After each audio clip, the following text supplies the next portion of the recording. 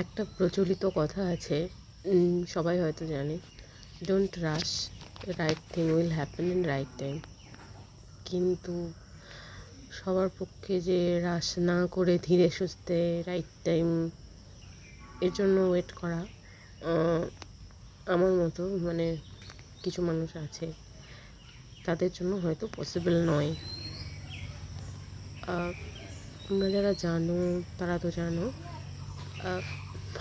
মানে বেশিরভাগই হয়তো জানে না যে আমাকে কোচবিহার থাকতে হয় বাড়ি থেকে দূর, বাচ্চা নিয়ে অনেক সমস্যা। তো আমি চাই যাতে তাড়াতাড়ি পোস্টিংটা হয়, স্কুলের জব, প্রাইমারি স্কুলের।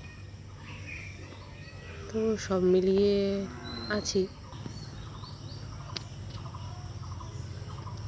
বাচ্চার শরীর খারাপ হলে একটু সমস্যা হয়, না হলে বাড়ির পরিবেশ, মানুষজন, ওর প্রতি সবার মানে আমার বাচ্চার প্রতি সবার টান, ভালোবাসা, আমি একা থাকি বলে সবার সহানুভূতি, এগুলো খুব ভালোই লাগে।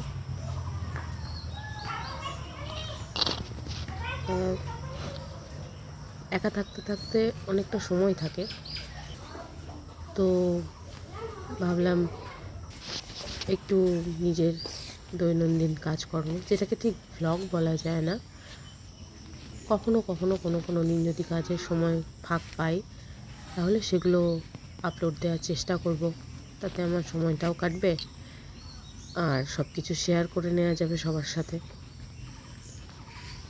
তো নর্মালি তো এখানে প্রচুর বৃষ্টি, যেমন দক্ষিণে গরম তেমন উত্তরে বৃষ্টি।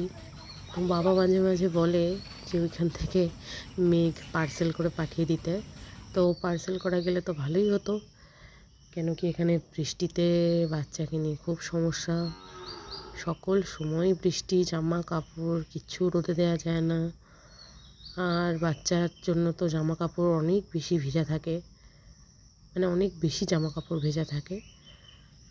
তো